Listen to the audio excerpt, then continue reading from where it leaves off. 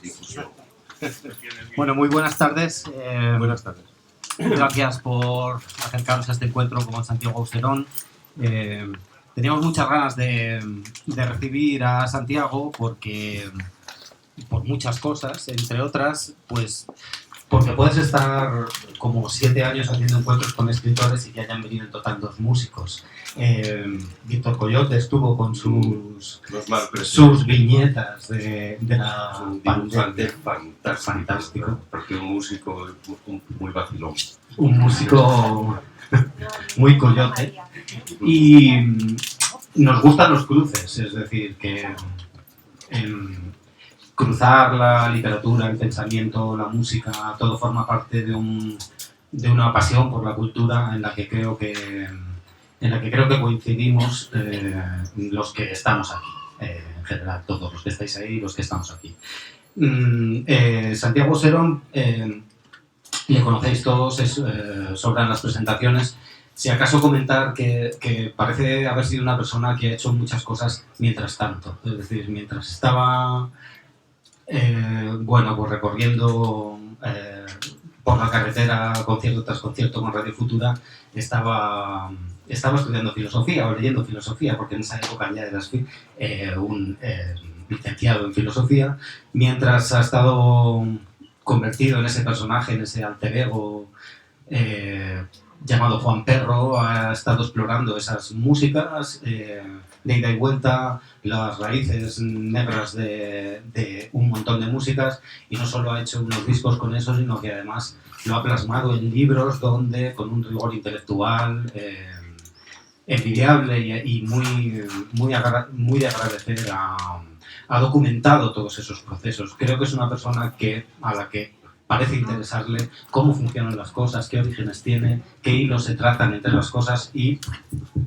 este libro es su tesis, o está basado en su tesis doctoral sobre la música antigua griega. Y bueno, pues es un libro de tomo y lomo, es una tesis de tomo y lomo, y sobre ello vamos a hablar, y sobre la música y sobre todo lo que tú quieras. Santiago, bienvenido. Muchísimas gracias, Antonio. Es un placer. Gracias.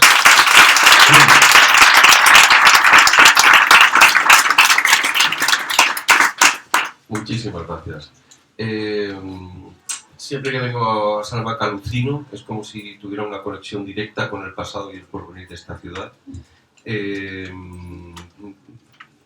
Recuerdo tantas cosas, tantas lecturas, tantas escenas imaginadas, tantos momentos álgidos. Nací en medio del Tormes con el Lazarillo y he sido alumno de don Francisco de Salinas. En cierto sentido, ¿no? Entonces, para mí es un privilegio venir a esta ciudad, a que vengo a veces a trabajar, a tocar, y otras veces de incógnito a ver exposiciones o a pasear, ¿no? Y espero poder seguir haciéndolo cuando además se da una situación como esta, que en una librería tan prestigiosa y querida en todo el estado, porque todo el mundo habla muy bien de Letras Corsarias en Barcelona o en Madrid, ¿no? Y habla con respeto y con la atención que digamos, despiertan las actividades culturales que irradian sensaciones. Y entonces este es un centro de irradiación de sensaciones en el mundo de la cultura de todo el estado. Entonces venir aquí con esta doble motivación me pone, digamos, ¿no? O sea, y luego me llena de responsabilidad tener que hablar aquí de hacer una exposición lo más clara posible de un libraco de tomo y lomo. Es una expresión muy castiza y adecuada para el tamaño del libraco. Vamos a tratar de desgranar su contenido de una manera que incite y que motive la lectura, y también que advierta al posible lector de que se trata de un libro, de un tratado de filosofía, una tesis doctoral que luego ha sido reelaborada para tratar de mejorar la redacción, aclarar pasajes oscuros y excesivamente densos y suprimir todo el aparato de notas que no fuera indispensable. Esa ha sido la he tardado un cuarto de siglo, que se dice pronto, en hacer esta tesis. Mientras tanto, pues estaba haciendo, como Antonio ha señalado, otras cosas, pero la idea de continuar siendo un estudiante de filosofía, que es mi vocación, es mi verdadera vocación desde adolescente. Yo no sabía que iba a ser músico de oficios, ¿no? Me sobrevino como un giro, una ventolera del destino que en modo alguno estaba prevista. Pero el estudiar filosofía sí que estaba previsto desde la adolescencia. Y sigo siendo un estudiante de filosofía. Doctorado después de 25 años de trabajo, ya está. Me doctoré en 2015 con una tesis que se llamó entonces Música en los fundamentos del logos, y luego le he quitado un poco de fundamentos y un poco de logos al título para explicarlo desde otro ángulo. Todavía hay varios ángulos desde los que se podría explicar. Esto se llama feedback. Tú de esto tienes que saber bastante más que nosotros. Entonces, bueno, digamos que todo intento para mí de acercarme a vosotros, al posible lector, con la posibilidad de seguir desgranando los núcleos o los aspectos nucleares de esta investigación, porque es una investigación que inicia cursos que pueden ser seguidos, ¿no? Y que deben ser discutidos. Toda ocasión de hacerlo para mí es un privilegio. Hoy es un privilegio. Se me ocurría el otro día una imagen cuando estaba pensando en el libro, a ver si es acertada o estás de acuerdo.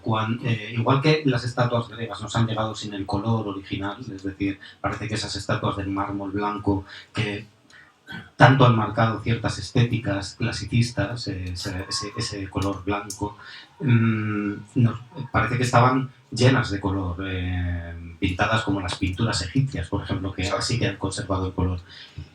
Igual que esas esculturas nos han llegado sin color, las palabras nos han llegado sin la música, de alguna manera. El pensamiento, la filosofía, todo tiene una raíz musical y es quizá la idea que pretendes demostrar en tu investigación, ¿no? Sí, hasta sin cometer excesos que caigan en la falta de rigor. Es decir, mi intención es trasladar un reconocimiento que se produjo en el último tercio del siglo pasado, en el último tercio del siglo XX, el reconocimiento por parte de los helenistas del hecho de que en las ciudades de Grecia arcaica y del periodo clásico, las prácticas musicales eran constitutivas de la ciudad, eran expresión del derecho de ciudadanía en cierto sentido. Esto está en muchos de los textos clásicos súper conocidos. Por ejemplo, Platón en República o en Leyes hace alusiones a estos hechos muy frecuentes. En República, por ejemplo, decía que un ciudadano cabal tiene que saber cantar adecuadamente y sumarse al coro ciudadano, bailar en el coro ciudadano. Las actividades musicales en las ciudades de Grecia antigua cumplían una función ritual. Es decir, eran el modo de contacto con lo sagrado, el modo de rememoración del pasado remoto. Y entonces, en periodo previo a la generalización del uso de la escritura, la importancia de las prácticas musicales desbordaba lo propiamente musical. Adquiría, digamos, el sentido del memento de lo sagrado y del vínculo con los orígenes y el modo de registro de la tradición, que era oral, básicamente, y el soporte,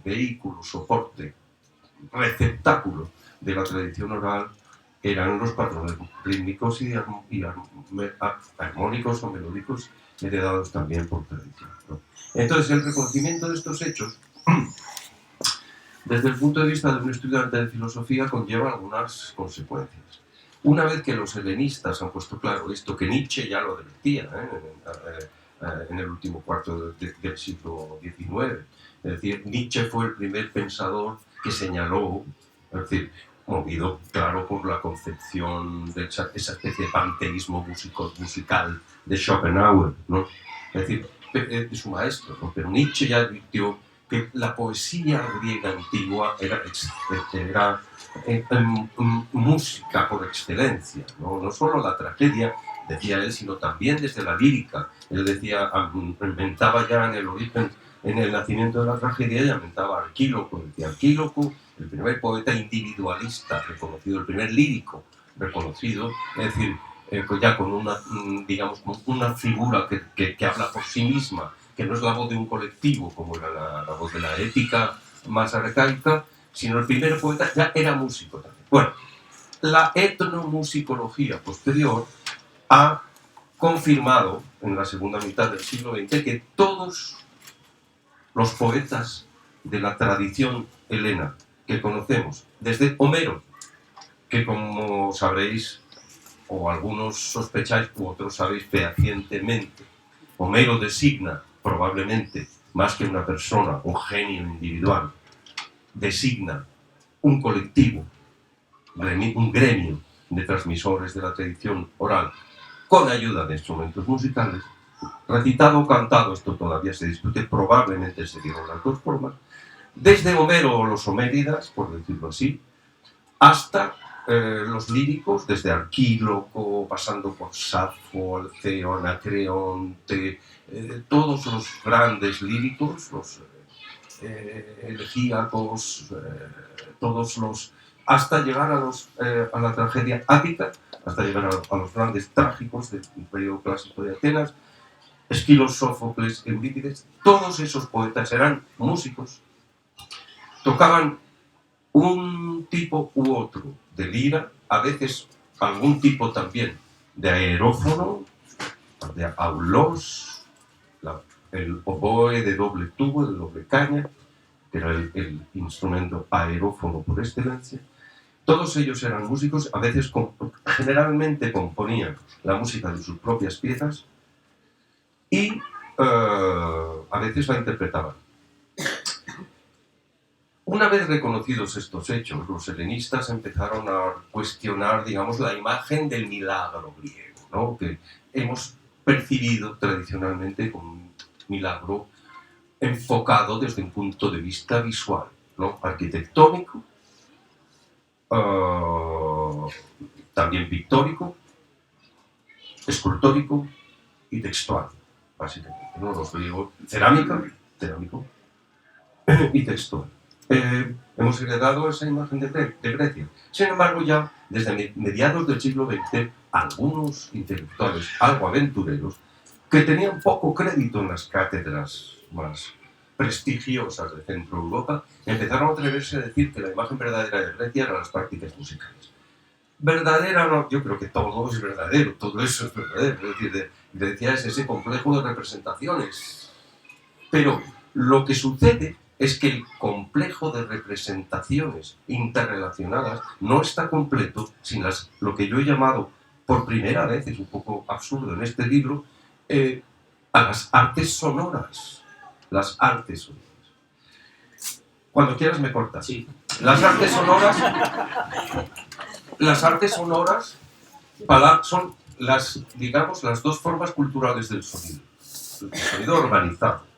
Son dos formas. El sonido verbal, es decir, significante, que representa cosas, que representa otros objetos que no son puramente sonoros, que no son sonoros, sino entidades visuales sonoras o de otro tipo, pero no, digamos, signos sonoros que representan cosas, las que sean, ¿no? Y que representan, que pueden designar cosas presentes o personas presentes, pero también cosas ausentes que hemos visto en otro tiempo o que nos han dicho que existen, o el testimonio de los seres del pasado. El signo sonoro tiene esa virtud de relacionarse con lo ausente, ¿no? Entonces, digamos que ese es un rasgo que caracteriza la eminencia de la palabra, del signo sonoro. Y hay otra arte sonora. Arte, pues ya sabéis que es una palabra hermafrodita, que la Real Academia dice el arte o las artes. Ya hablamos de la arte poética, ¿no? La arte no se puede decir porque coinciden dos tónicas, ¿no? El arte poética, las artes plásticas, pero también decimos el arte de yo qué sé, no, estética, ni de los dos cursos. Yo he optado en este libro por el femenino porque me suena mejor.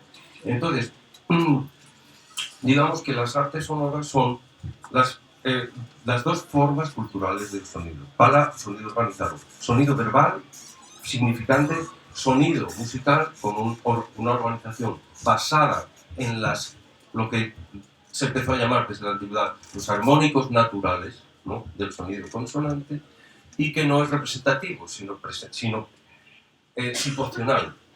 No representa otra cosa ajena a lo que ocurre en una situación. Entonces, las artes sonoras, digamos, configuran el círculo de las musas. Fijaos en este detalle. El legado de las musas son las artes sonoras.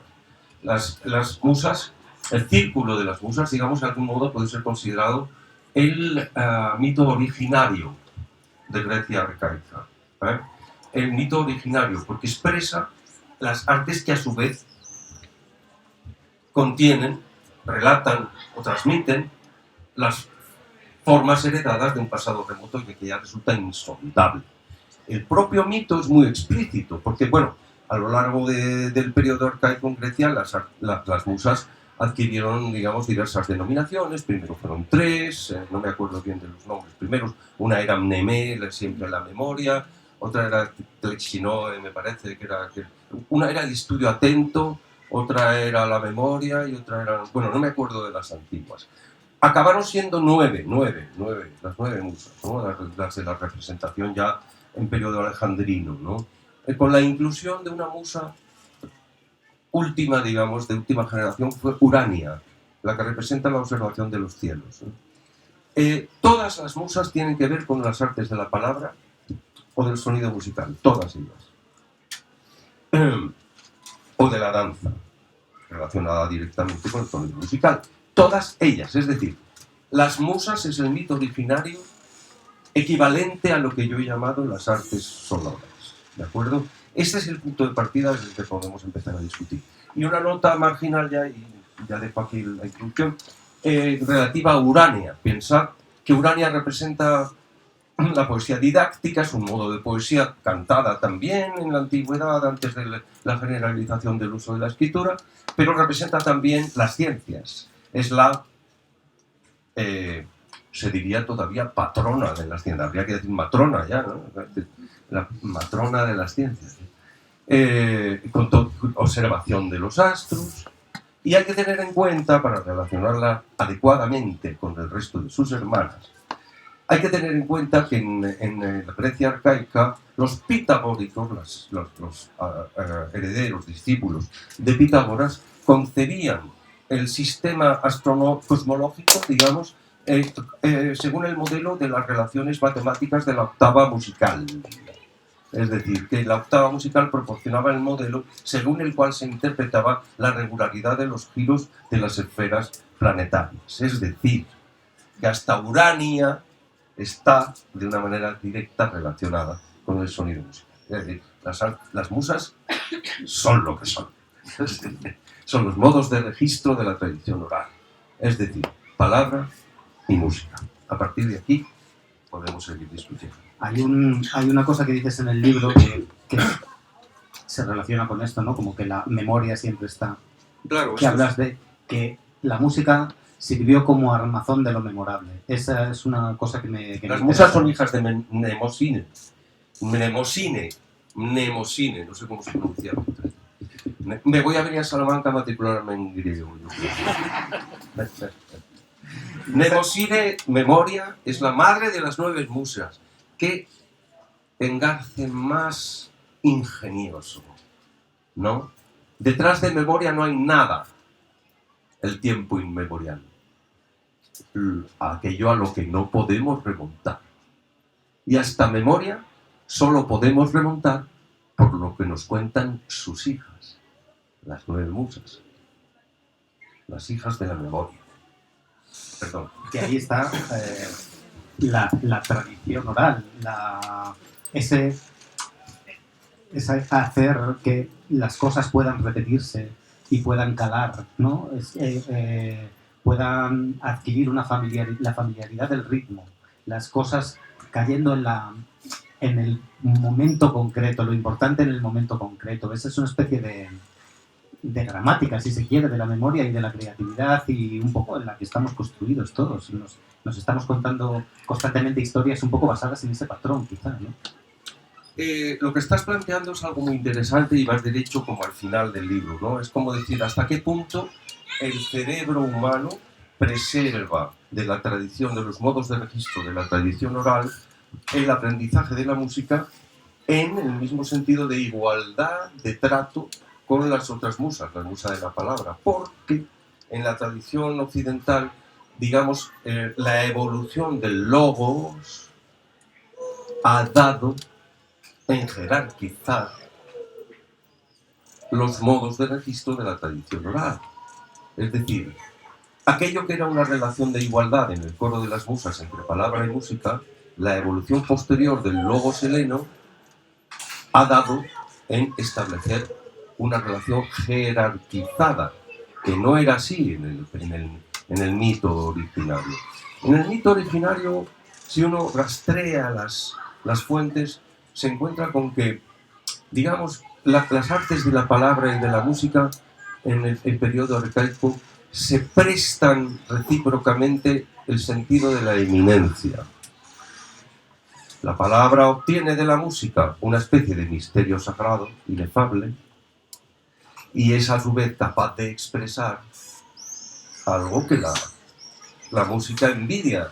Pero la palabra tiene además una funcionalidad muy misteriosa, y es que, siendo sonido significante que puede representar lo ausente, es a la vez virtualmente el principio del canto. Es decir, la palabra se puede tornar inmediatamente canto, ¿no? Si queremos, ¿no? Quizá sería mejor componerlo para no hacer chorradas, así como la que acabo de hacer. Pero bueno, es preferible arriesgarse para ver las cosas como son. La palabra la posibilidad del canto la tiene como algo inminente. Y esta duplicidad de la palabra, que puede ser significante, no significante, pero codificada según las leyes de los armónicos naturales, una u otra o las dos cosas a la vez, ¿no? La voz también puede ser grito animal. Es decir, esa especie de espectro de posibilidades de la voz humana le confiere un potencial inaudito, ¿no? Pero una parte de su poder viene de sus relaciones con la música, con el fenómeno musical, es decir, con el sonido consonante, con el sonido proporcional. Entonces, ¿qué ocurre? En el mito, la evolución del logos heleno viene caracterizada por una serie de traslaciones o sustituciones simbólicas que son muy interesantes y bastante preocupantes también. Es decir, si en el coro originario de las musas palabra y música se relacionan directamente, se intercambian el sentido de la eminencia, ¿no? Se dan valor una a otra, palabra y música. Hay un momento a partir del cual el mito, y es inmediatamente después de Homero, es decir, ya rastreamos en los llamados himnos homéricos que pertenecen a la tradición de los aedos, herederos del canto, de los poemas épicos, ¿no? Pero que ya empiezan como a novelar un poquito, entre comillas, a novelar un poco las historias míticas, ¿no? A construir relatos, digamos, más populares, probablemente tanto la épica homérica como los modos de himnos, odas, los géneros musicales posteriores, cantados, tal, estaban todos vinculados con una lírica, es lo que afirman los etnomusicólogos, están conectados con una lírica arcaica, un fondo lírico que dialogaba, de lírico, que quiere decir formas de lírica popular que tienen que ver con los cantos de trabajo, con los cantos hogareños, con los cantos de telar, con tal, en fin, como ocurre en todos los pueblos, es decir, todos los pueblos que han preservado vida, formas de vida de cazadores-recolectores, incluso hasta el siglo XX, se detectan formas de prácticas musicales comparables, ¿no? Bueno, pues en ese contexto, digamos, se va produciendo una especialización de los géneros poéticos, ¿no? A la altura de los himnos homéricos, si Homero está situado vagamente, es decir, Homero quiere decir la fijación textual de la tradición oral que representa a Homero. ¿no? Que cubre un periodo, según los expertos, de al menos medio milenio, de un proceso de cristalización de los poemas de medio milenio, y que ya es aceptado que responden a una tradición oral transmitida por un gremio de cantores anónimos. Es decir, nadie, ningún especialista necesita ya defender que Homero fue un poeta singular. A lo mejor lo fue, a lo mejor uno escribió más que otros.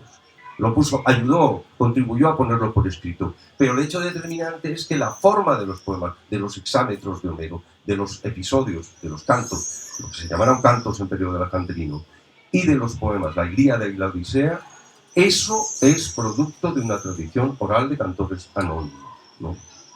Ya en los himnos homéricos, es decir, si situamos la fijación del texto de Homero en el momento en el que en Grecia se empieza a generalizar la incorporación del alfabeto fenicio, siglo VIII, mediados del 8, 750, vamos a poner como media, ¿no? Ahí se fijaría, digamos, ahí se dataría la posible fijación textual de Homero. Pues a lo mejor los himnos homéricos, serían un siglo posterior, ¿no? Ahí ya en algunos de los himnos hay una especie de muestra de la complejidad de las relaciones, de los intercambios simbólicos entre palabra y música, que va más allá de la expresión un poco nebulosa en el seno del coro de las musas, y que empieza a ser, digamos, delatora de algunos elementos simbólicos muy interesantes. Bueno, remito directamente, para los que os apetezca, dentro de los himnos homéricos, al himno a Hermes, en el cual Hermes, el dios mensajero, patrono de los comerciantes, dios mercader y de los salteadores de camino, protector de los salteadores de camino, le roba 50 vacas a Apolo. Apolo todavía no era el que porta la lira, ¿no? El corifeo de las musas, el que guía, el conductor de las musas, ¿no? Luego se convierte en pero se convierte en el corifeo de las musas gracias a las artimañas de Hermes. Hermes roba 50 vacas a Apolo. Y cuando Apolo va a pedirle explicaciones, temeroso de su venganza, construye algo que sabe que le va a encandilar. Y con una concha de tortuga ensambla unas maderas, tensa unas tripas de vaca y construye la primera lira. Y se la regala a Apolo. Apolo queda tan maravillado con aquel fenómeno que no solo le perdona las 50 vacas, sino que le cede a cambio, como en un descuido, el caduceo, la varita alada, que representa el poder de la palabra en la asamblea de los aqueos, ¿no? El caduceo es la vara en la que se cede en la asamblea para tomar la palabra, ¿no? O que porta el mensajero que transmite un mensaje determinante, la palabra regia, que tiene que trasladarse de una región a otra, distante. Es un descuido peligroso, ¿no? O sea, dejar el poder de la palabra en el patrono de los salteadores de camino. En el que va a controlar las transacciones comerciales. Vaya tela. O sea, ahí los griegos muestran un humor, los aedos antiguos muestran un humor fantástico, ¿no? Un humor que está presente todo el rato en Homero. Se ha hablado poco del humor de Homero. Homero es un pozo sin fondo. Es como, hay lecturas de Grecia antigua que son inagotables, como la Ilíada, la Odisea o cualquier diálogo de Platón, ¿no? Es decir, son cosas que uno no puede acabar de interpretar nunca, afortunadamente, ¿no? Entonces, bueno, las lecturas de este himno a Hermes y los demás himnos, pero este es salvaje, o de todo Homero, son brutales. Es simplemente decir, simplemente quiero decir, esto de largar directamente el infinitivo, decir que, como hacen los políticos ahora, es horroroso, ¿verdad? Es una contaminación en la que no quisiera caer. Simplemente quiero decir, quiero añadir que nos fijemos en el hecho de que los intercambios simbólicos entre palabra y música, que en el coro de las musas están como indefinidos, simplemente se prestan la eminencia, una a otra, una de las artes sonoras a la otra, en las relaciones que se establecen en el intercambio de dones o de atributos entre Apolo y Hermes, se presentan ya como con un humor ya ladino. Con un humor ladino se presentan ya como atributos que hacen dudar del alcance de los poderes que se están intercambiando. Apolo queda fascinado por el poder de la música, pero Hermes se apodera de la varita que da el derecho a la palabra. Ahí hay un intercambio de dones simbólicos en los cuales lo que se está intercambiando en realidad no es la equivalencia material, no es compensar 50 vacas con una concha de tortuga y un ensamblaje añadido. Aquí hay un juego de traslación desde la equivalencia material a la desmesura simbólica, porque tanto la música como la palabra aparecen como formas de desmesura desde ese mito en adelante. No diré más por el momento. Bueno, escuchando a Santiago, más o menos os podéis hacer una idea de cómo es el libro. Es decir, es un libro erudito, es un libro que profundiza, que busca la esencia de las cosas y que plantea un rigor. Es decir, y a veces ese rigor, ese rigor viene acompañado de la precisión en la palabra y de la profundidad del discurso. Pues eso es la filosofía de alguna manera. Había una cosa, he estado leyendo un poco a Roberto Calasso, que aquí en esta librería pues le tenemos en un altar, no sé si muy grande, muy pequeño, así, o rodeado de encinas el altar y de chicharras en verano, pero hacía él referencia en ese libro que se llama Las bodas de Cadmo y Armonía, que me parecía que iba muy en consonancia con lo que estábamos hablando, como que Cadmo había derrotado o ayudado a derrotar a una especie de monstruo llamado Tifeo, que había sometido a Zeus a base de engañarle con la música de alguna manera.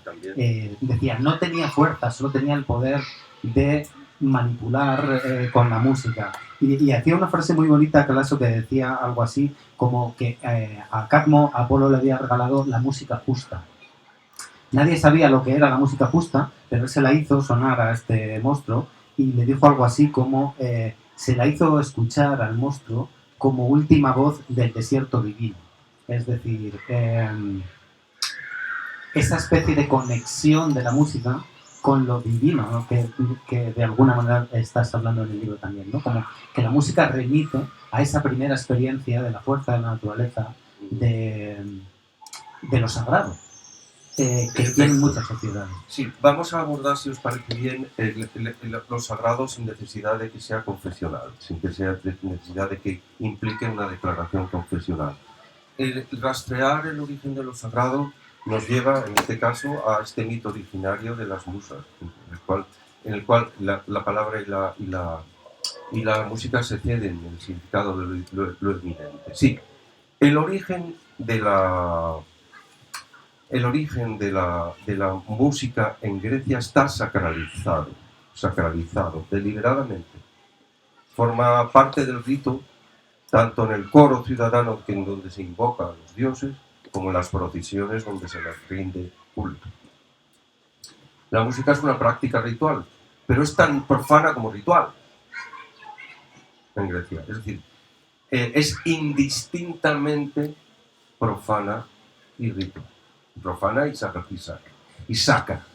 Es decir, entonces, digamos, ¿qué significa el origen de lo sagrado en este contexto? Es decir, no me voy a meter en un terreno antropológico que no controlo bien, pero el terreno de la investigación etnomusicológica relacionada con los orígenes de la filosofía, que es el propósito de mi libro, se me ha olvidado precisarlo antes, que mi interés es trasladar el reconocimiento de los hechos de los helenistas de finales del siglo XX al terreno de la filosofía, Es decir, la filosofía que nace en ese mismo periodo tiene que hacerse cargo de esos hechos. No estamos hablando ya de hacer filosofía de la música, no. Que en el origen de la filosofía, las prácticas musicales de las ciudades griegas están condicionando las formas de las que se sirve la filosofía. Entonces, bueno, vamos a un pasaje por ejemplo, de Platón en el diálogo Ion, que es otra maravilla absoluta. Ha sido un diálogo muy discutido, desacreditado, porque Goethe decía que tiene algo de aristofanesco, sí, tiene bastante de aristofanesco, es decir, bastante grotesco en algunos puntos. Y ha sido discutida su autenticidad. Hoy en día se da por aceptada su autenticidad, el Ion. Ion es el diálogo, la discusión de Sócrates, el maestro de Platón, con un rapsoda. Los rapsodas eran los herederos de los antiguos aedos. Homero, o el gremio de los homéridas, eran aedos, que significan simplemente cantores, aoidoi. Cantores. Pero estos cantores se acompañan de una forma de lira. En particular, Homero cita la forminge, que es una lira pequeña, originariamente de 4 cuerdas y que acaba teniendo 7, al parecer. Estas son generalizaciones muy discutidas entre los etnomusicólogos, ¿no? Pero grosso modo se puede decir que es así. Entonces, el rapsoda surge paralelamente, es decir, se discute mucho si Homero fue cantado o recitado. En cualquiera de los casos, el propio Homero enseña, en varios pasajes, que los cantos similares a los que él practica, porque Homero se complace en retratar su propio oficio, jugando con humor, en retratar su propio oficio de una manera performativa, haciendo entender al auditorio que el aedo de Módoco hacía tal y cuenta lo mismo que le está haciendo de cara al público con el que se está relacionando. Es decir, mitifica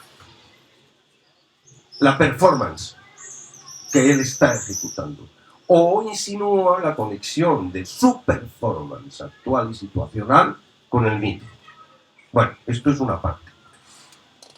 En Ion, estábamos hablando, es una discusión con el rapsoda. El rapsoda ya es un sujeto que recita un texto fijado por escrito, recita a Homero fijado por escrito. Es una de las fases en las que se inicia, es una de las muestras, de las señas inequívocas de que en la evolución del logos heleno se inicia, a partir de un momento histórico, un proceso de separación entre las artes sonoras, un proceso de separación entre la palabra y la música. Y esto está aproximadamente datado en torno al siglo VI, un poco después o por ahí de los himnos homéricos que hemos citado antes.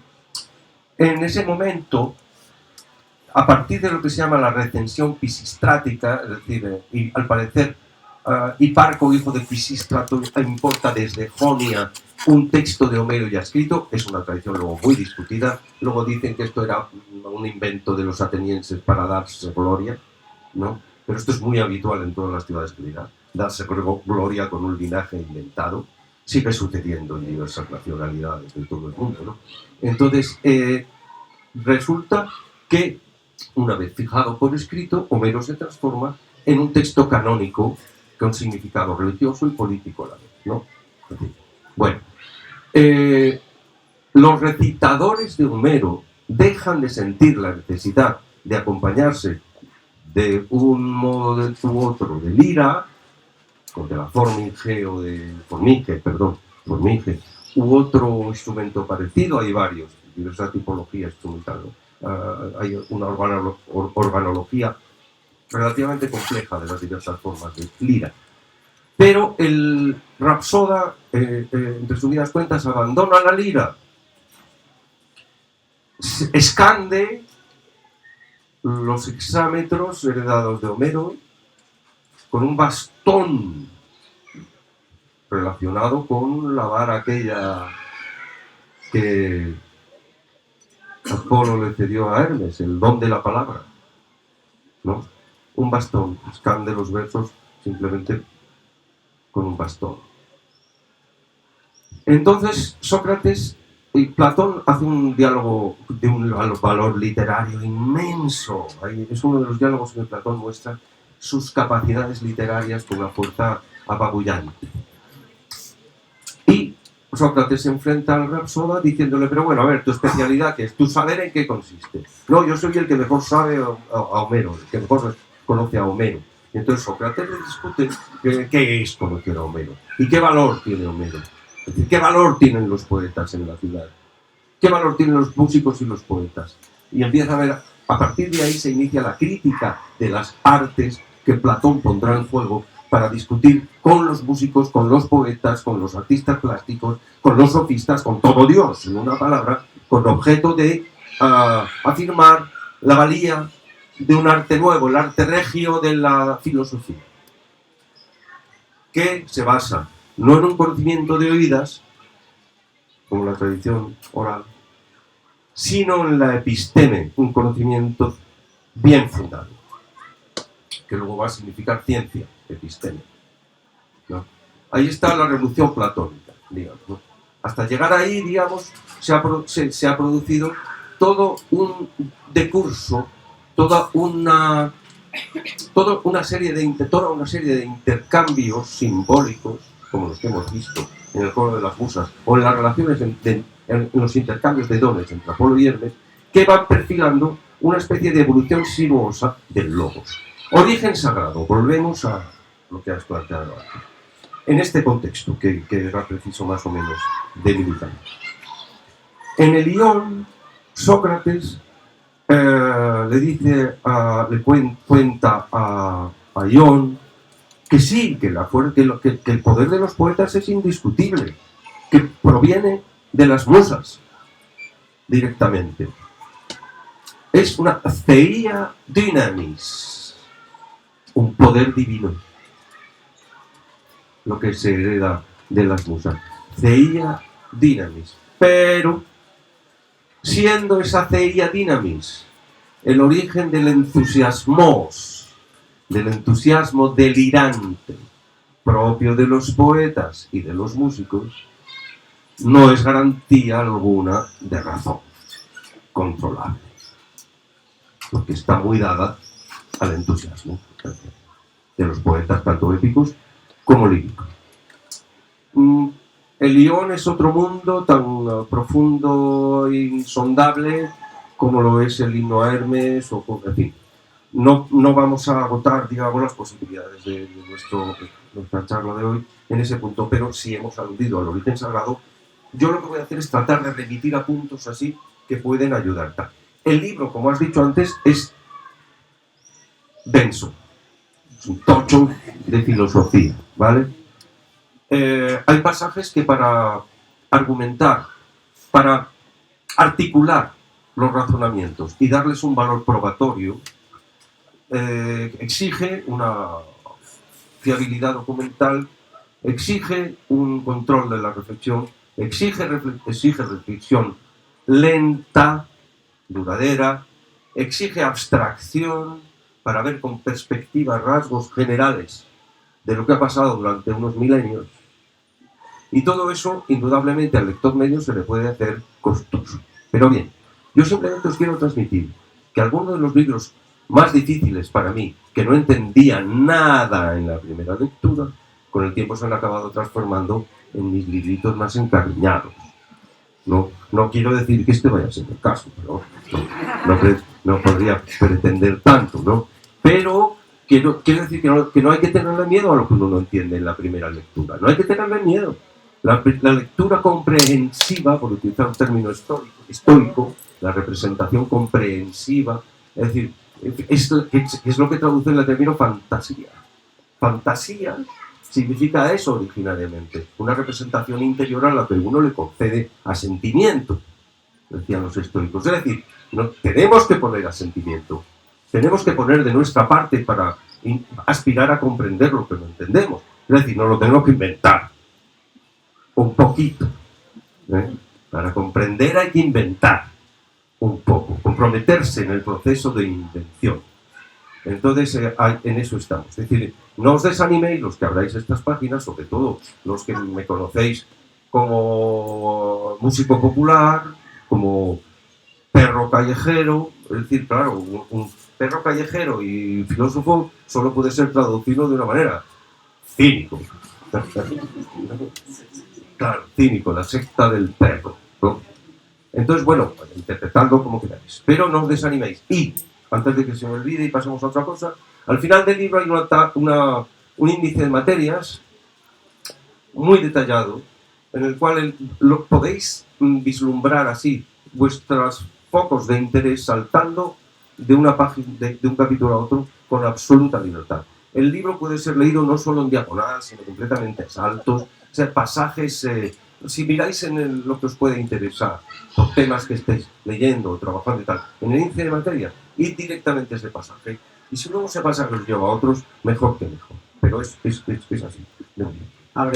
El libro abre muchos hilos, abre muchas cosas, remite a otros libros que estás leyendo. Es increíble como últimamente, por ejemplo, se cruzan varias cosas sobre Grecia. Estaba leyendo hoy una novela de un escritor postmoderno, una novela que se llama La novia de Wittgenstein, que es una novela postmoderna norteamericana y está constantemente remitiendo a cosas de Grecia, al teatro griego, a un montón de cosas que acababa de leer en el tuyo. O sea, es alucinante cómo los libros tienen la insólita capacidad de juntarse ellos mismos, ¿no?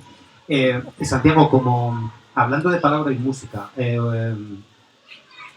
reflexionar sobre la métrica, cómo la palabra se junta con la música, ¿ha influido en tu manera de componer? Es decir, hay canciones tuyas que son historias contadas en 4 estrofas, historias completas, son casi un canto homérico, por decirlo así, salvando las distancias, pero hay una manera de contar historias metida en una métrica muy concreta, en una manera de decir, y además ha reflexionado mucho sobre introducir el español, nuestro idioma, en otros ritmos que esa conjunción, ¿no? Sí, hay digamos, en mi historia personal, humilde historia personal de estudiante de filosofía, hay 2 factores que, digamos, han dado continuidad al interés.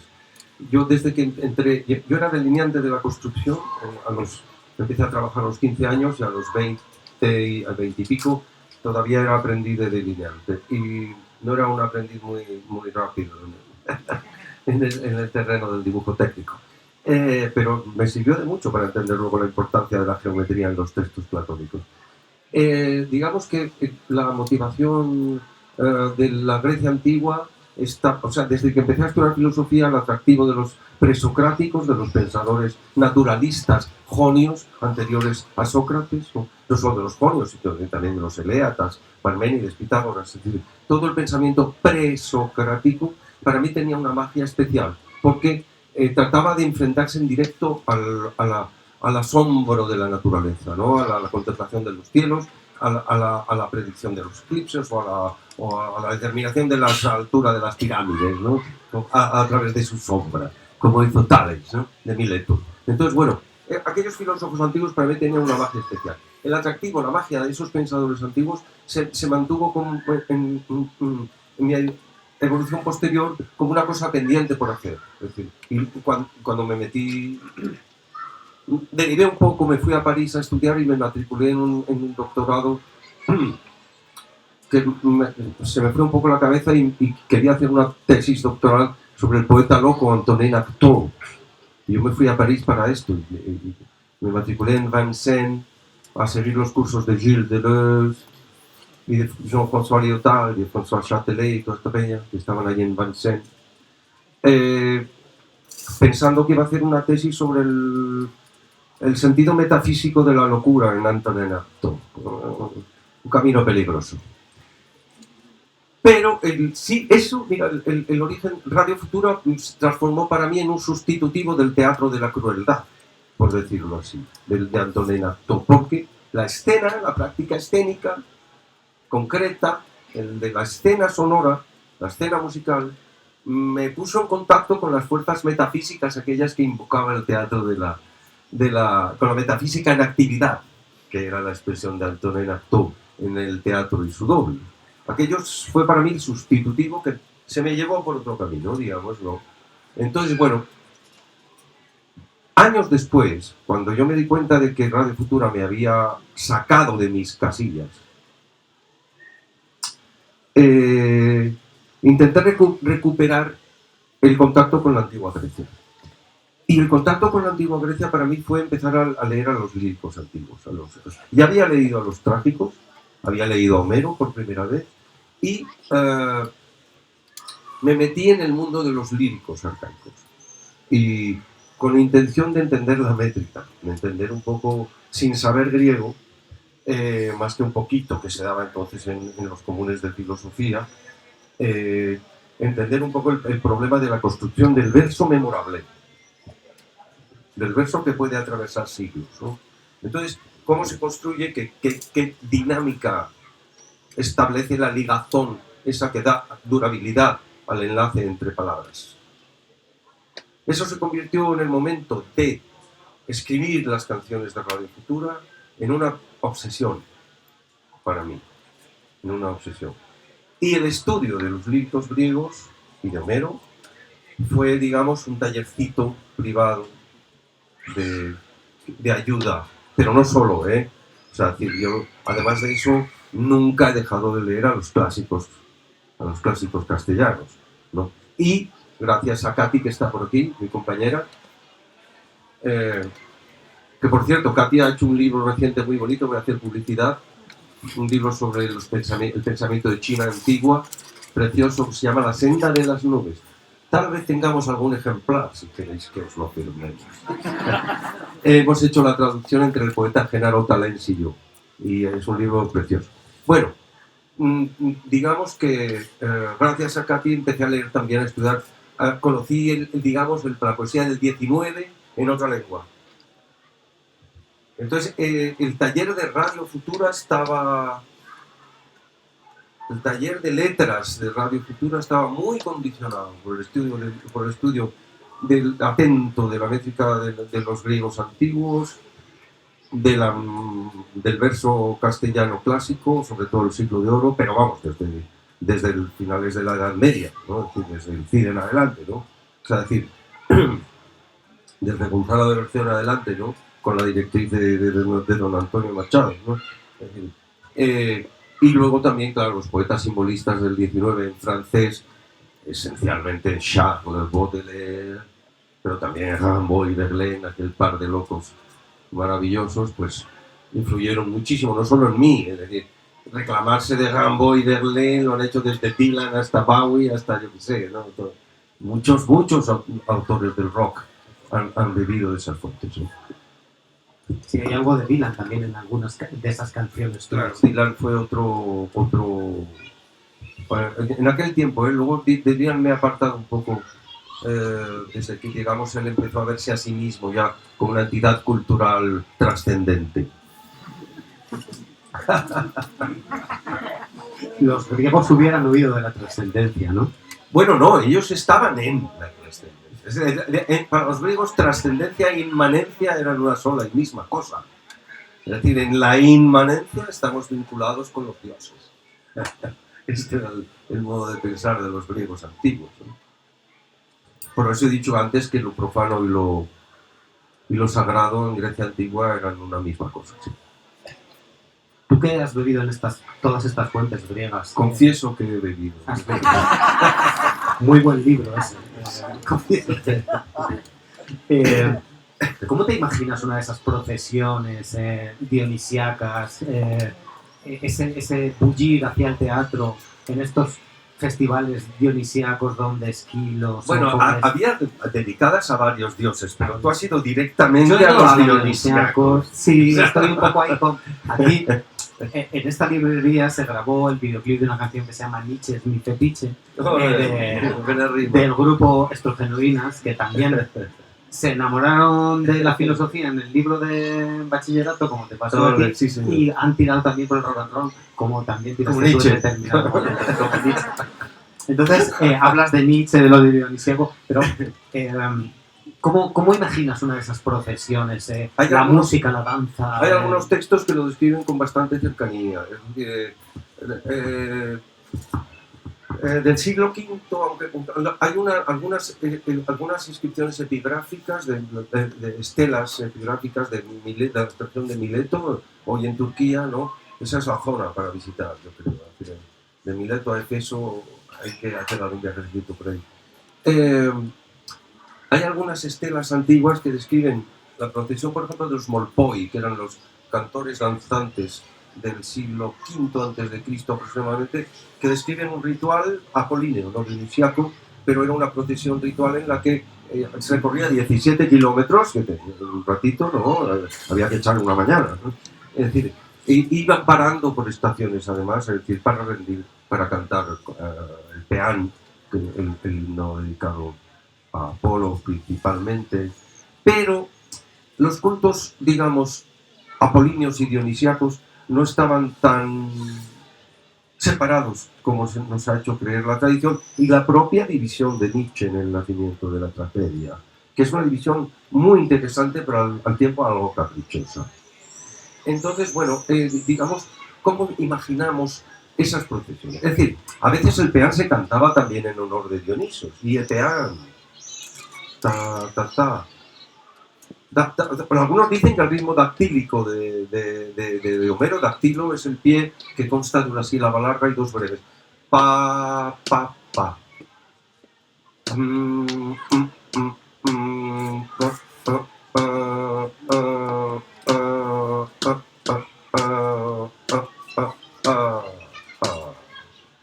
Esa sería la duración de un hexámetro completo de Homero, ¿vale?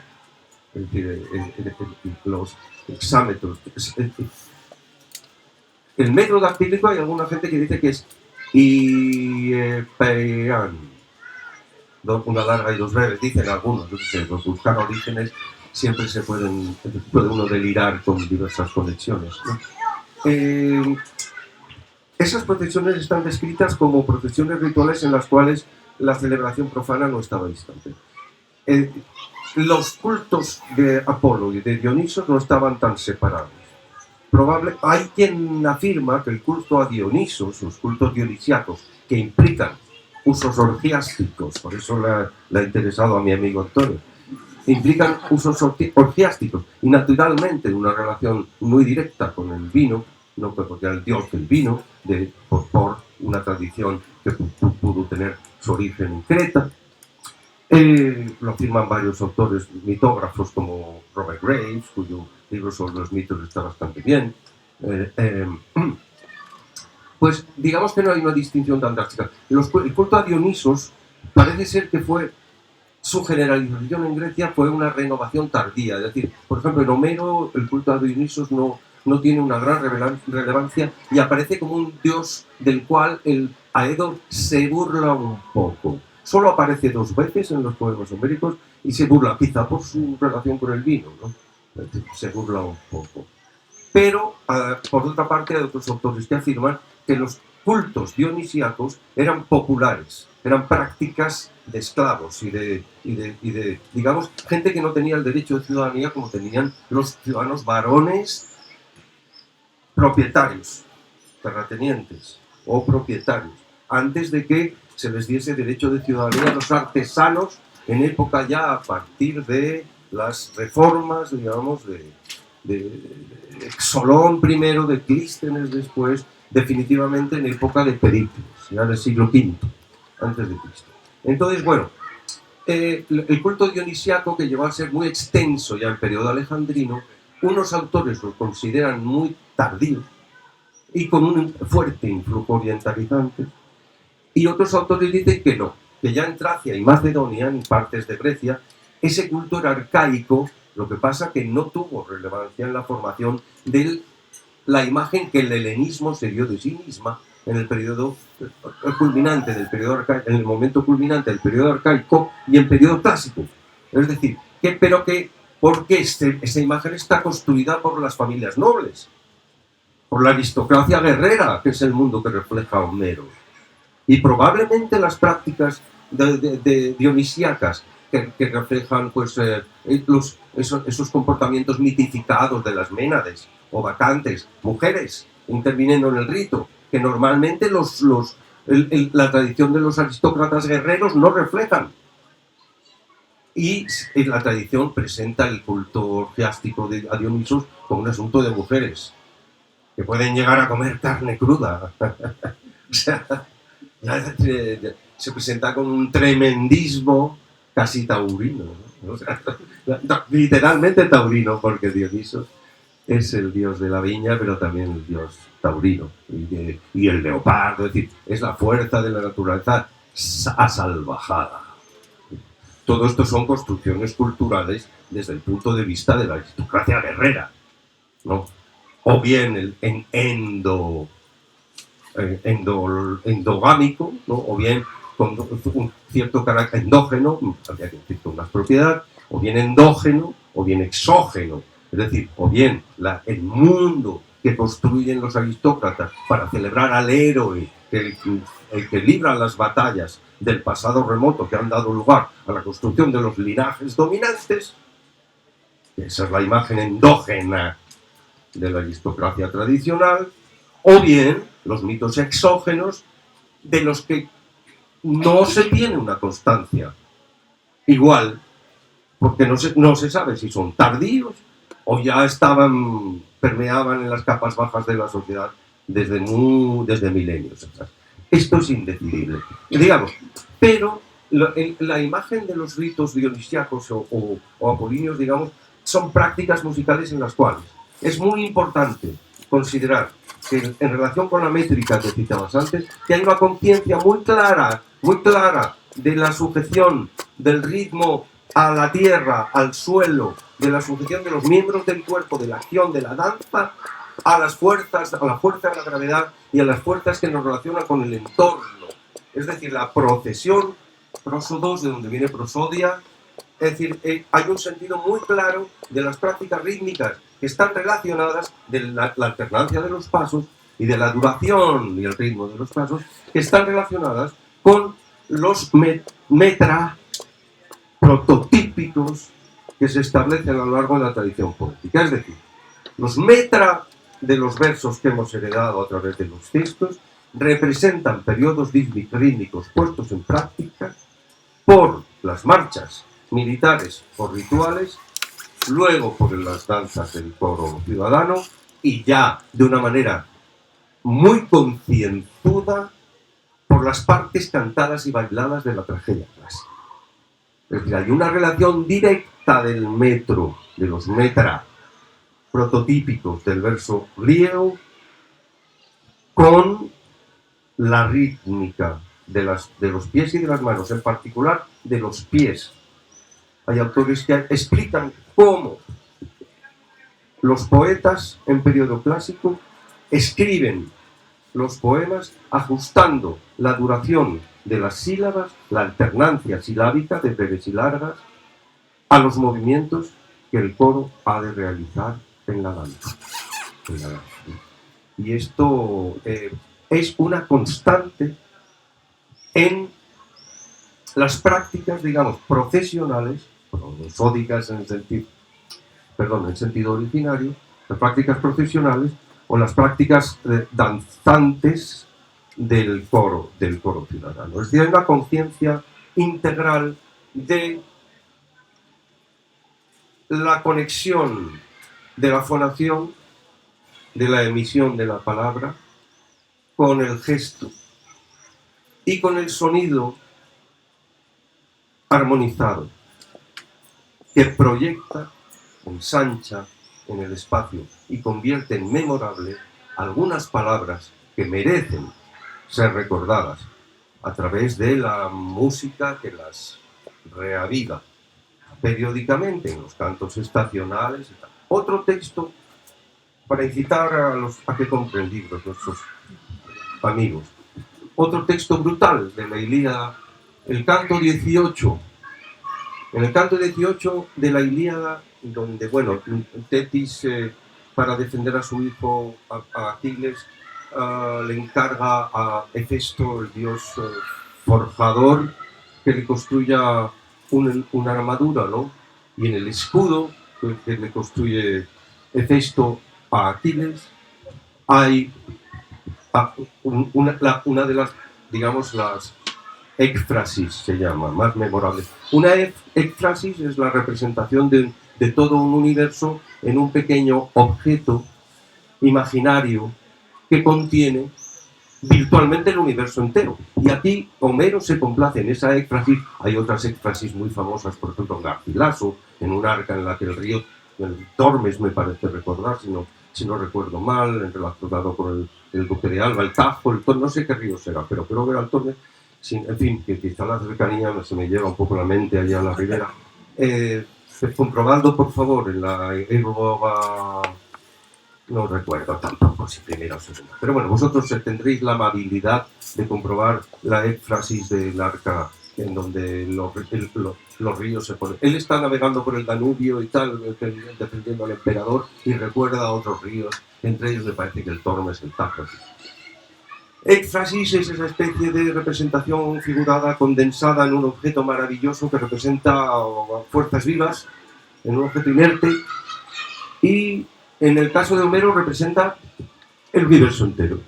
La ékfrasis del canto 18 de la Ilíada parte de los giros de las estrellas que conforman el carro no, es decir, de las esferas planetarias, de las esferas estelares, perdón, pasa a la Tierra, que también está en otra esfera girando, y en la Tierra es como un plano secuencia o un traveling salvaje, desde lo más lejos que se puede imaginar hasta los aspectos de la vida cotidiana más cercanos.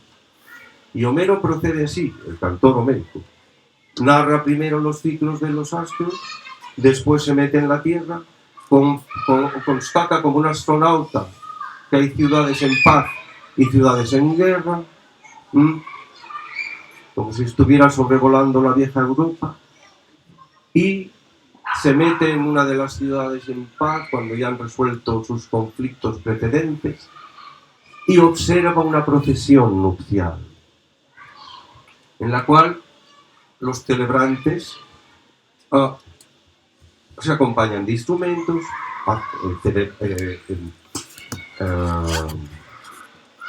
como entonan diversos cánticos, bailan cogido de las manos, dice él, al modo de los cretenses, cogidos de las muñecas, al modo de los cretenses. ¿Qué querrá? Esto de cogerse de las muñecas no lo hemos probado, si queréis ensayamos luego un rato. A lo mejor es que era, o sea, uno te coge a ti de una muñeca, ¿no? Y tú coges al siguiente de la muñeca también. Al modo de las muchachas cretenses.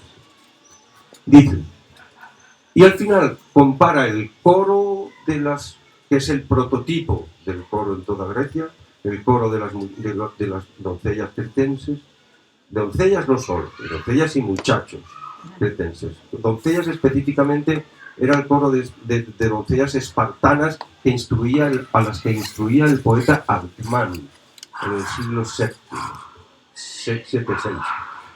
Y acaba comparando los ciclos del coro cretense con los giros del torno de un alfarero. La construcción circular del torno y el manejo de la arcilla, desde los giros planetarios a las manos del alfarero y la materia terrestre, a la que se da forma en un cuenco. Ese tipo de fuerza representacional tiene ya la poesía antigua en Grecia gracias a la colusión entre los poderes de la palabra y los poderes de la música. Como os decía antes, el aedo se complace en representar su propio oficio, porque el oficio de cantor también aparece representado en ese mismo pasaje, un poco más adelante. Todo esto, y aquí quizá ya voy a alargar ya un poco si quieres lo interrumpimos aquí. No, como quieras. Bueno, simplemente yo quisiera decir, con esto hemos dibujado, os he señalado 3 o 4 textos clave para engancharse con esta temática. Y ahora me gustaría dibujar un trayecto que describa, digamos, cómo todos estos temas, en consonancia con lo que has dicho hace un momento, se convierten en una necesidad de reinterpretar el origen de las bases de nuestro pensamiento. Hay un fenómeno cultural, sociológico, incluso mediático, incluso, que está en estos momentos haciendo acuciante la necesidad de volver a mirar los orígenes de nuestra civilización. ¿Por qué? Yo creo que hay varias razones. Apunto solo una de ellas muy rápidamente. Porque hemos llegado a un extremo de manipulación de las imágenes visuales y sonoras que nos alerta de la posibilidad de hacer pasar mentiras por verdades sin ningún recato, e incluso con ventaja publicitaria. Es decir, sabemos que en las redes el decir mentiras provoca escándalo. El escándalo te atrae la publicidad. Entonces las mentiras funcionan mejor que las verdades. Listo. Así de crudo. Hay un pasaje en Hesíodo muy bonito al comienzo de otro texto al comienzo de la Teogonía, justo en el episodio 38, que recordar, en el que las musas le dicen al pastor Hesíodo, él se presenta a sí mismo como un gañán que está cuidando su rebaño. Era contemporáneo más o menos, un poco posterior de Homero. Sí, Homero existió como individuo, cosa que todos dudan, o muchos dudan. Y las musas le regalan un báculo también, un don de palabra, ¿no? Palabra poética, le regalan un báculo, quiero recordar, de laurel, ¿no? En este caso. Y las musas dicen el dicho más enigmático probablemente de la historia de nuestra literatura. Ojalá lo pudiera decir en griego, tengo que hacer un curso, quién sabe más. Nosotras sabemos decir muchas mentiras, pero también decir la verdad cuando queremos. Creo que hay un ciclo histórico desde esta declaración de las musas hasta las fake news de la actualidad, ¿no? Hay un ciclo histórico. Creo que la necesidad de reinterpretar el dictum de las musas viene del hecho de que no sabemos cómo administrar los registros que confunden verdades y mentiras en las imágenes manipuladas de la actualidad. Creo que esa necesidad está condicionada por estos hechos. Pero bien, ahora solamente me gustaría terminar dibujando un arco, un espectro de derivas de la evolución del logos heleno desde la declaración originaria de las musas hasta la conversión del logos en cálculo de audiencias o en algoritmo que define una playlist de escucha, ¿no? En Spotify, para condicionar el gusto de los adolescentes, ¿no? Logos, en su origen, no se diferencia grandemente de mitos. Mitos es decir, y logos originariamente también es decir. Se empieza a establecer una diferencia notoria cuando los historiadores, por medio ya de la escritura, establecen que una palabra escrita es más fiable. En Homero no era así. Homero hace dudar del valor de la palabra escrita. El pasaje donde aparece la escritura, en la Ilíada creo recordar, el pasaje de Belerofonte, es un héroe al que se le da una tablilla escrita que él no sabe leer, es un héroe y no sabe leer. Que tiene que llevar al rey, no me acuerdo cómo se llama. No memorizo tanto los datos como las estructuras latentes. Lleva una tablilla inscrita que él no sabe leer y se la lleva a un rey que la lee y que en la tablilla dice mata al mensajero. De ahí viene el dicho de matar a un mensajero, ¿no? Bueno, quiere decir Homero con esto que la escritura no era algo muy fiable, ¿no? Cuidado que puede estar transmitiendo un mensaje que tú no controlas y te puede costar la vida. Imaginaos que en los códigos informáticos hubiera mensajes de este tipo. Aquí en el móvil, ¿no? Mata al portador de este aparato, una orden de Putin y me desintegro. Para un Terminator. ¿No? O sea, decir... Bueno, ese es el arco de conflictivo. Estamos en una guerra por el espíritu, digamos, ¿no? Y de ahí la necesidad de remontarnos al origen, a las bases constitutivas o constituyentes de nuestra manera de pensar, de nuestra lógica.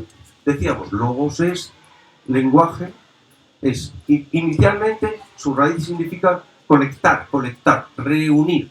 Luego se especializa un poco más y es reunir lo selecto, reunir lo valioso, como una cosecha, reunir los frutos que valen, reunir lo que va a ser utilizado, lo nutritivo, lo nutriente, lo valioso.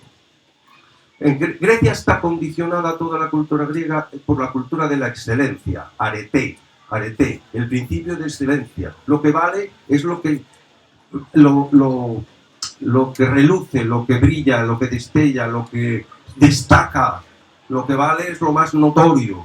Y esa lógica de la representatividad por la excelencia establece, fuerza, un sistema basado en relaciones de dominación, que duda cabe, un sistema de representación de la parte por el todo, del todo por la parte.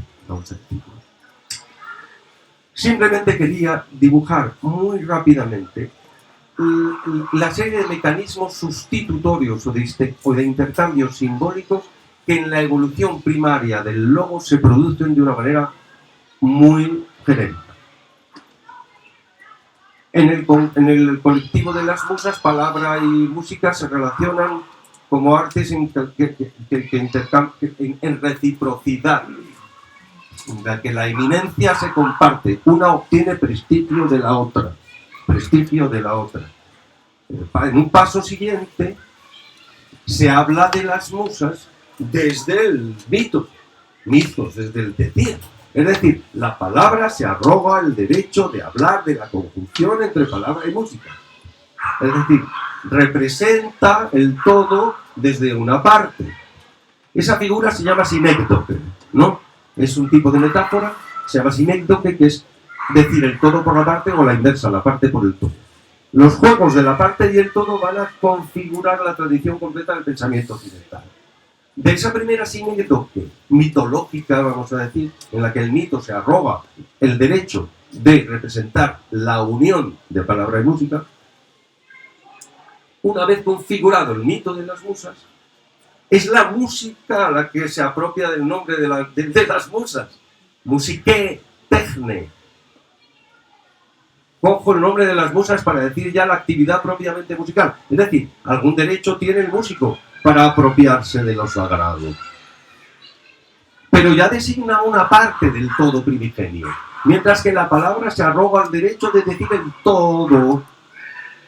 La música se arroga el derecho de hacer un uso de la marca registrada, un uso parcial de la marca registrada.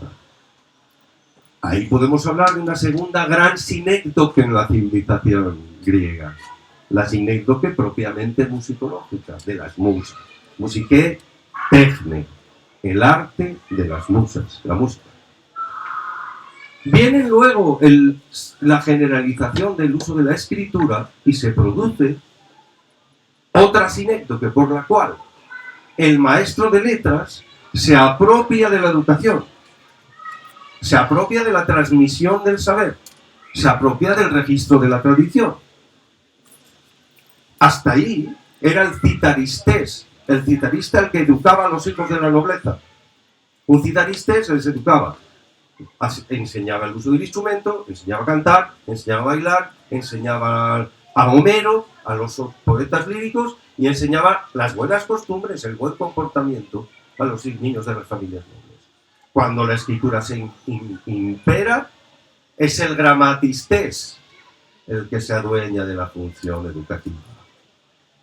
otro grado de sinécito, que la parte verbal, a través de la letra, se arroga nuevamente del derecho de representar la totalidad de la tradición, sinécdoque gramatológica. Finalmente, en época ya del periodo clásico, Platón convierte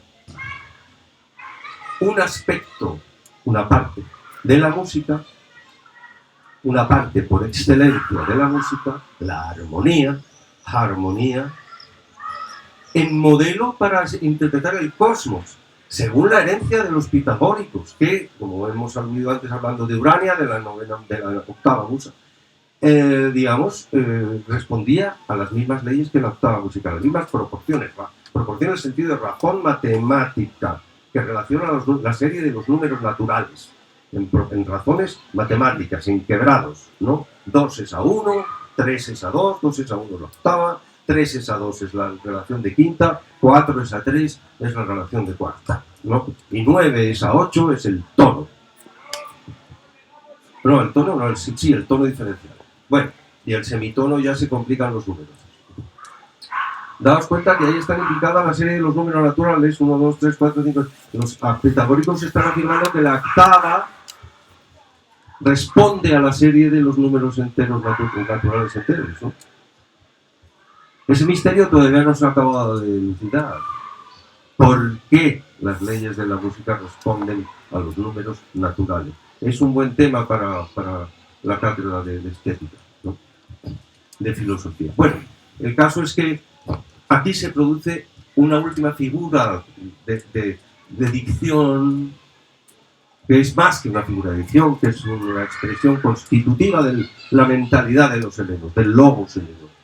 Platón transforma la práctica de la armonía, con el ejemplo del eminente de los pitagóricos, en modelo universal, modelo cósmico. En el Timeo, ya uno de sus últimos diálogos, el diálogo de Bagrez, explica la configuración del mundo según esferas que mantienen proporciones musicales, según las leyes de la armonía heredadas de los pitagóricos.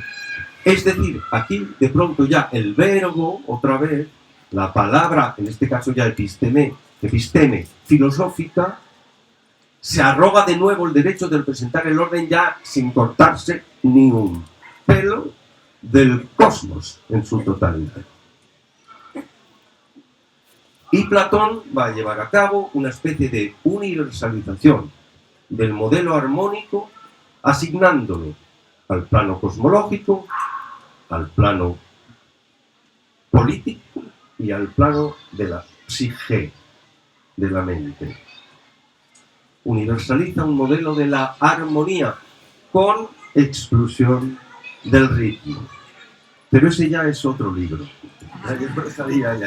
Acordaos, hay una serie de sinécdoques brutales, sustitución, es decir, que lleva a través la universalización del modelo de la armonía, que implica pues que todo el cosmos, en todos sus distintos niveles concéntricos, como los concibe Platón, desde el alma del mundo hasta el alma individual, inmortal e imperecedera también como el alma del mundo, es decir, están relacionadas por leyes matemáticas.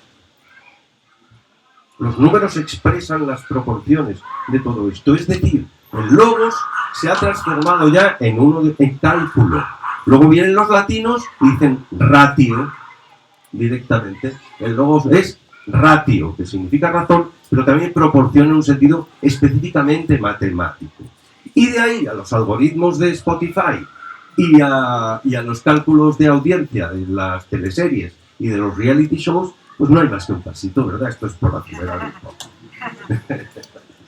Bueno, Santiago, pues el otro día no sé quién contaba que había ido a dar una conferencia en un instituto lacaniano, estuvo hablando 3 horas y le dijeron ¿por qué tan corto? Hemos estado 1 hora y media casi con la respiración, aguantando la respiración, siguiendo tus razonamientos, poniéndonos en esa mentalidad de los griegos, en esos importantes momentos decisivos de la música y la palabra. Creo que es el momento para que estés con tus lectores y tus tus seguidores salmantinos y te agradecemos muchísimo tu presencia aquí hoy. Disculpa, y se siempre. hace un poco largo siempre, perdona. No, que va, no, lo contrario. Las líneas maestras de este planteamiento, digamos, estoy haciendo todavía un esfuerzo, me ha costado 25 años, es decir, pero yo creo que eso se podría reducir a unas pocas páginas. Ahora, hace falta un esfuerzo de síntesis y de reflexión en el que todavía por el cual todavía creo que estoy peleando. Y el encuentro con vosotros me ayuda en esa dirección. Creo que todo esto hay que sintetizarlo de una manera mucho más clara y contundente, pero también creo que no es un trabajo para un pobre perro en solitario. Al contrario, gracias Santiago. Muchísimas gracias a vosotros. Muchas gracias.